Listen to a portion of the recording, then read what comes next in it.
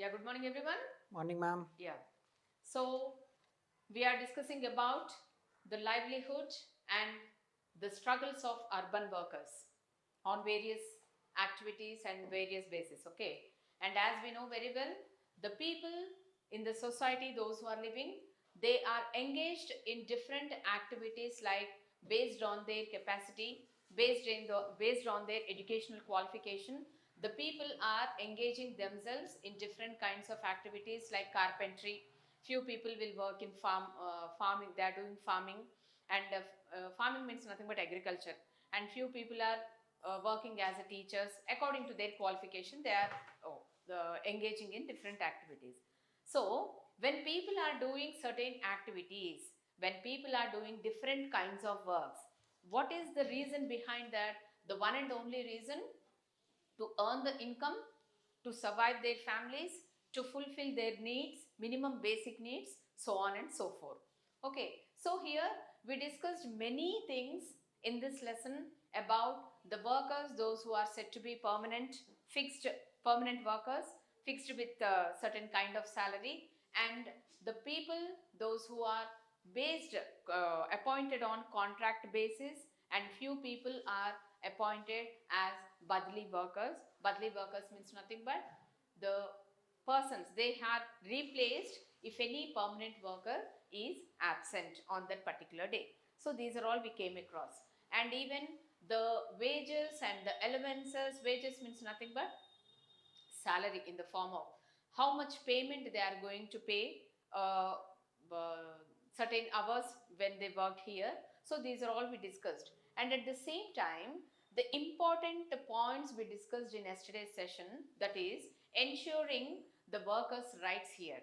If any worker is working in any factory, industry or school or whatever the organization you take, they are having certain rights where they can go accordingly. So here we discussed already right to productive employment. Each and every worker is having a right to employment, secure or safety, because if any person is appointed as a worker, it's all depends upon their talent. They have to prove whatever the work assigned to them, they have to do accordingly, and their work should be perfect and in a proper manner where they can secure their employment. Okay. The second point is each and every worker, the people, those who are working in different sectors, they are having certain right to take a leisure or break. Okay, break means what? You have to take rest. Whomever the people, wherever they are working, whatever the work they are doing, they should not work continuously hours together. As a person, each and every person is having to care about their health, to take a break and a rest also, which is very, very compulsory. And at the same time, as I said, when your class timetable is fixed for 7 or 8 periods continuously, so what I am talking here, right, an employer or a worker is having the right to take leisure and rest. Why we are asking them to take a rest? Why it is needed to a person? Because simple as that, you are having daily, you are having 7 or 8 periods, and if we are asking you to be with the books continuously 8 periods since morning to evening, definitely you people may feel bored. Okay, one day or the other, one time or the other, you need some recreation. Your mind should need some recreation. Recreation means what? A change, a little change. What is the meaning of recreation? A little Little change. change. Because continuously, if anyone is with the books, if we are asking you to learn question and answers, if your teachers are conducting exams daily, and if your teachers are taking lessons continuously morning to evening, you may feel bored, and at the same time you will feel drowsy and sleepy also.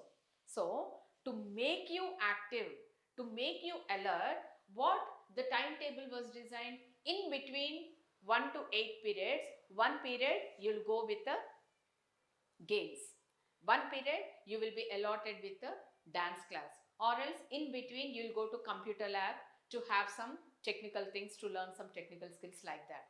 So why we are giving such kind of breaks here? To make you alert, to make you alert, and you should be very active and energetic throughout the day with somehow or the other by engaging with different kinds of activities. Okay, so here also, when a worker or when a person is appointed or when a person is working in any organization, whether it is a factory or industry or school or hospital, whatever it is, no one person should work continuously hours together without taking a break. See, 12 hours per day you have to work. Okay, so by working 12 hours, you are getting certain income. After 12 hours, what you are going to do? Do you have family? You have to spend your time with your family. Okay, and somehow or the other, one day or the other, you have to go to cinema theater to watch any movie, or else within the house you be with your family, watch any movie in your television, and spend some family time with your family members, daughters, your wife, and so on and so forth. Or else you take a trip to some other place. Once or twice in a month you should have a dinner with any one of the restaurant which is your favorite. Okay, so on the whole, what I mean to say, don't engage your mind with only one work. Try to divert your mind even on other cultural activities or any other social activities, so that your mind will refresh, and next day you will be fine with your work when you are back to work to your office. So that is the reason the the worker's concern, right, is having to take a break or to take a leisure. Leisure means nothing but free time. Free time, try to design yourself where you can take rest, which is very, very important. And at the same time, every worker is having a right to take their employment in a safe and secured manner. So what does it mean? When you appointed in any office, when you are hired in any factory or industry, the one and only source of income is your job. The one and only source of income is your job. All of a sudden, if you lose the job, the factory owner or industry manager or company owner, whomever they are, they have to pay adequate compensation in the loss of his or her job. So, if you want to remove any person, as I said, you have to give prior intimation to the employee that you are not going to continue further after 1 month or after 2 months. That information to an employer is very, very important. Without giving proper instructions or prior intimation or well in advance, if owner is not giving intimation to the employer, it is a great loss to that employer. He will lose his employment and source of income also will stop all of a sudden. So in return, what they have to do? They are having a right to demand adequate compensation. Compensation means nothing but nashta pariharam. In Telugu we can call it as. What is the meaning of compensation? Nashta pariharam. If any employer, if any worker is removing all of a sudden, if he is going to lose his job, the owner of the company should pay adequate. Adequate means what? Sufficient. Adequate means nothing but adequate, sufficient compensation in the form of amount they have to pay to that employee for losing his job all of a sudden. So in Telugu we can call it as Nashta Pariharam. Nashta Pariharam. Now let us go to the fourth one, that is income security. What is that? Income security. See, in the previous classes I told you, if any worker is working in any factory or any office, they will be fixed with certain salary every month. In addition to that, even that employer is getting other allowances like HRA, LTA, like house rent allowance, leave travel allowance, and provident fund is also getting that employer, and employment fund insurance also that employer is going to receive from the office. Okay, so there should be a security to our income, whatever we are earning. Whatever we are earning. So what I said, the income which you are earning in the, suppose take for example provident fund, as I said, certain amount will be deducted from your salary. If you are earning 10,000 per month, out of 10,000, 1,000 rupees will be deducted. Deducted means what? Decreased from your salary, will cut off, will be there. So the same 1,000 rupees will be paid by the owner of the company. So total how much amount? 1,000 from your salary and 1,000 is given by whom? By the owner. So Okay. total 2000. 2,000 amount. This 2,000 amount will be deposited in the bank account of an employer, which is called as provident fund, and this PF is going to claim by the employer after his retirement. And at the same time, if any person will work continuously in one office for 10 years, that person is eligible to take pension from provident fund office also. So in such case, that person should have PF facility. Then only that person is eligible to get even pension also. The pension who was provided? The PF government office? PF office.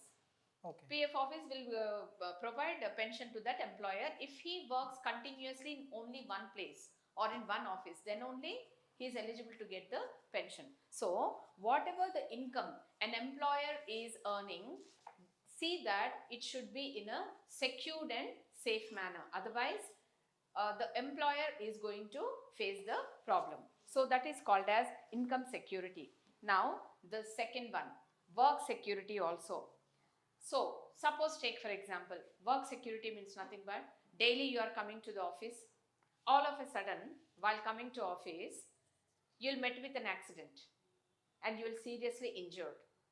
So what happens here? For few days, you are not going to come to office. You are not going to attend your duties.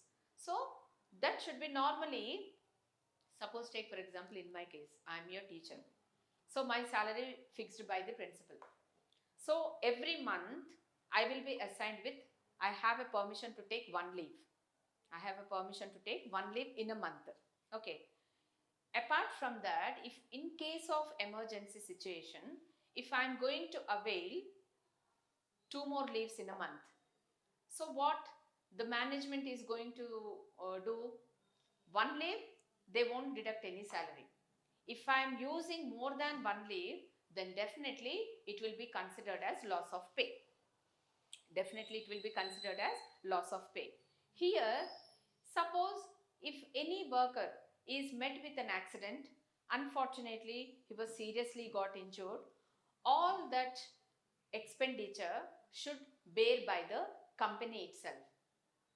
Okay, so by taking such kind of responsibility by the company, they are giving assurance, they are giving guarantee that unless and until you will become good with your health, don't come to office, and here we are to bear the loss, and at the same time we are not going to deduct your salary also. In addition to that, the company will agree to pay the amount also. It means medical leave, right? Medical leave. Okay. Yeah. Okay. How many months we can?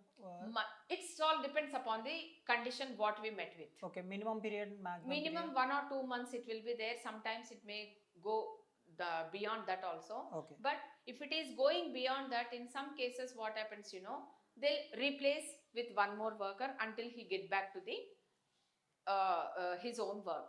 Okay, so that kind of work security also should be given by the company where a worker will appoint. Okay, so all of a sudden or unfortunately, if any worker is met with an accident, that health related medical charges should bear by the company, and at the same time certain amount should be given to the employee, that we are here to, they have to create an assurance, they should give an assurance to the employee that we are not going to lose our job. So that is called as work security. What is that? Work security. Work security. And the next one, skill improvement. If any person is appointed in any field, in any organization, when certain person is assigned with any work, day by day there will be a chance to each and every person to improve his capacity, to improve his working skills, to improve his caliber. Okay, so how far he can improve himself? I got an opportunity to teach. Okay, so day by day I have to prove myself that I'll become a one day or the other, I'll become a best and good teacher. How it will come? The way I am learning. I have to learn from others. When I am teaching continuously to the people, chance is there to improve my communication skills, improve my vocabulary, and once if any student or a group of children is understanding my way of presentation or my way of explanation, definitely I am getting chance to improve my skills. Isn't it? In the same way, if any worker is appointed on the basis of work what he assigned, whatever the work he is doing, whether it is a medical factory or else brick factory, whatever it is, the way they are using the material, at the time of manufacturing the bricks or manufacturing medicines or so on and so forth. It's all depends upon the skills and talent what you are showing in your work.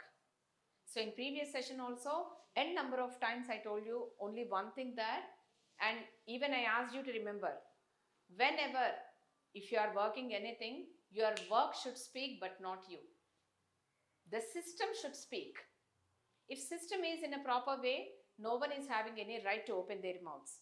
When people will scream, when people will shout, when system is not in a proper way. So always remember one thing, after coming to a stage, certain stage, one day or the other, you people are going to settle in your life with certain jobs. So in your career, see that your work should be in a perfect manner. Doing work, doing smart work, lot of difference is there. Okay, పని ఏదైనా చేయొచ్చు కదా, ఎట్లా చేస్తేంది పని అయిపోవాలి అని complete చేయడం కాదు. Your work should be in a very smarter way where people should appreciate you, people should approach you, people should talk about your work. That is called nothing but system. Okay, so when you are working, when you are appointed as an employee in any organization, try to improve your skills. You are getting a better chance to improve your career. So that is called as skills improvement. Next, collective voice. So in many lessons, in many times, we discussed about there should be an association where it can be formed by the group of people. Suppose take for example government. Okay, they won in the elections, selected by the people through voting system. Once if the group of people were won from any party, that party is going to form a government. Okay, so the people, those who related to that particular party, they'll discuss together and they'll select one person as their leader, and that leader will be appointed by the government with the designation of chief minister. So CM is going to lead the country or lead the state. PM is going to lead the country with the group of his people, with his cabinet or with his portfolio.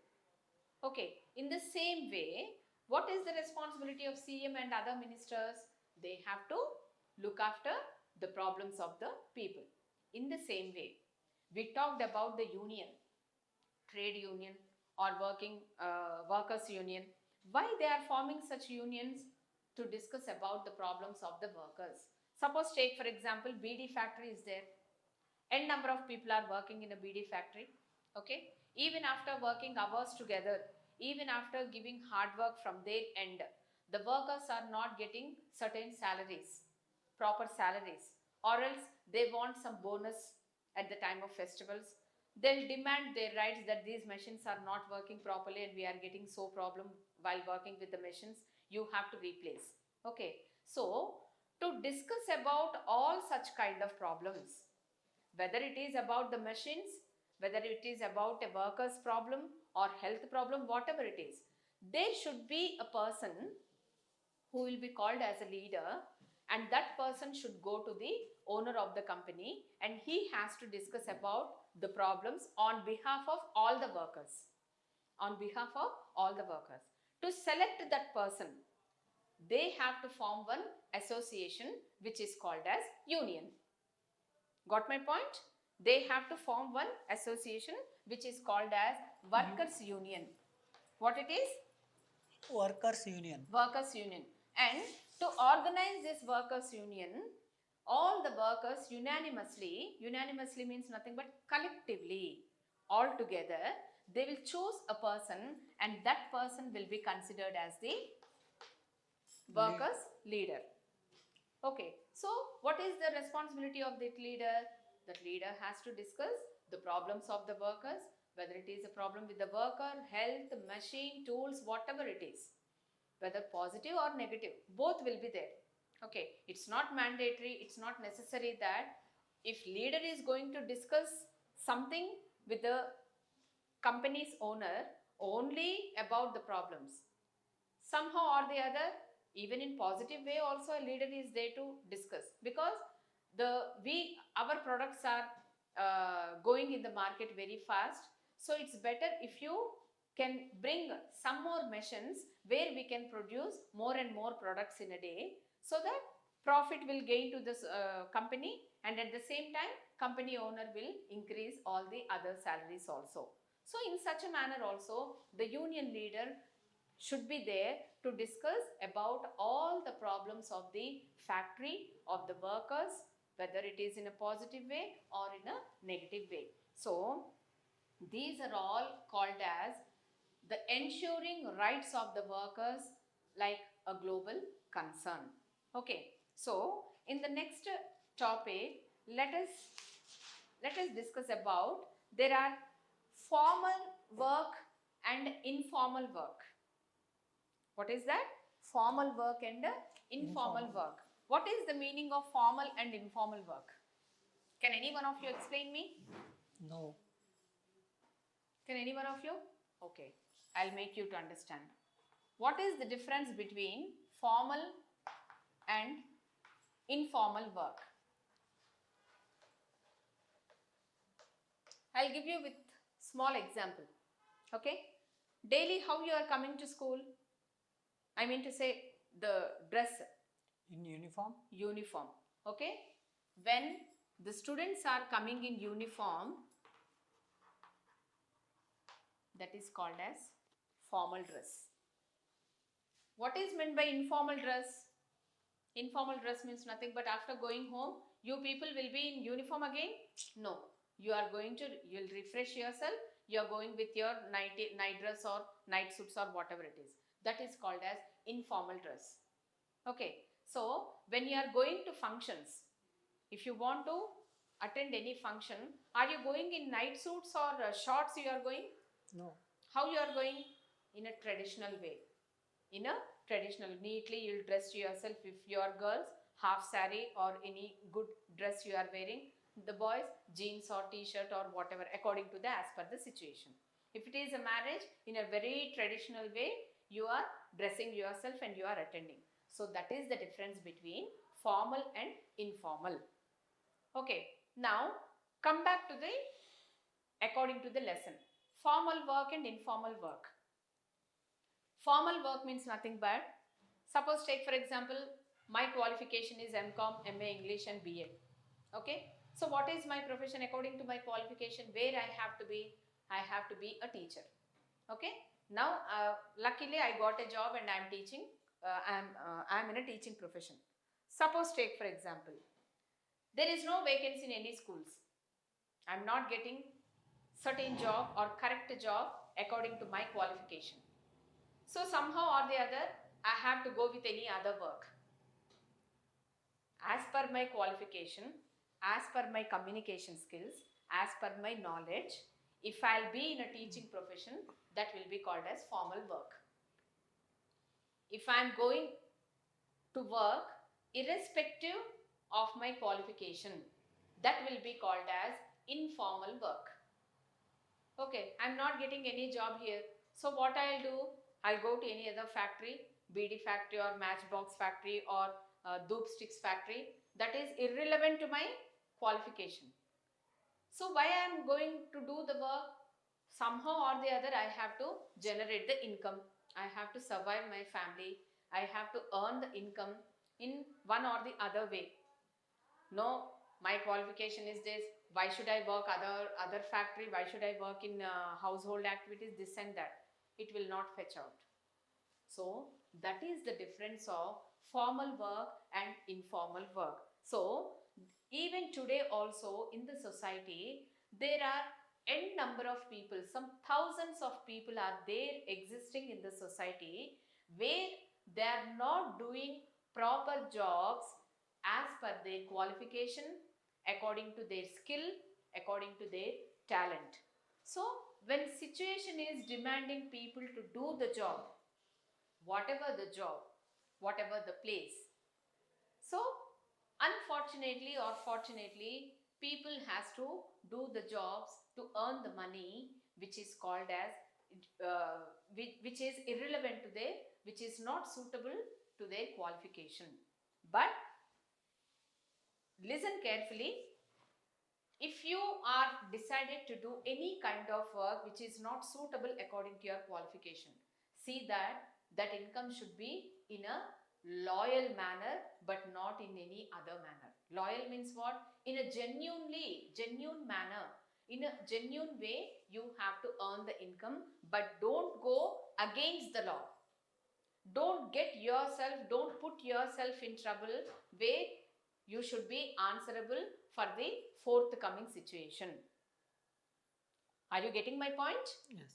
So that is the difference of formal work and informal work. So without our, it is not, even though it is not suitable to our qualification or capacity or caliber, if we are doing in odd times, in each and everybody's life, some odd time will come. Odd time means what? Difficult situation. Difficult situations will come. So you should not worry about the situation. If you want to worry about the thing, try to worry how to come out with that kind of situation, how to escape from that stupid situation, how to make yourself protect from that dangerous situation. So try to be smart and try to be clever. Smart means nothing but not physically, you have to act mentally according to the situation. According to the situation. So this is what I want to discuss about. I'm explaining about the informal work and formal work. Let us go into detail about few works in the next session where I'm going to continue. And that's all for today's session. Have a nice day.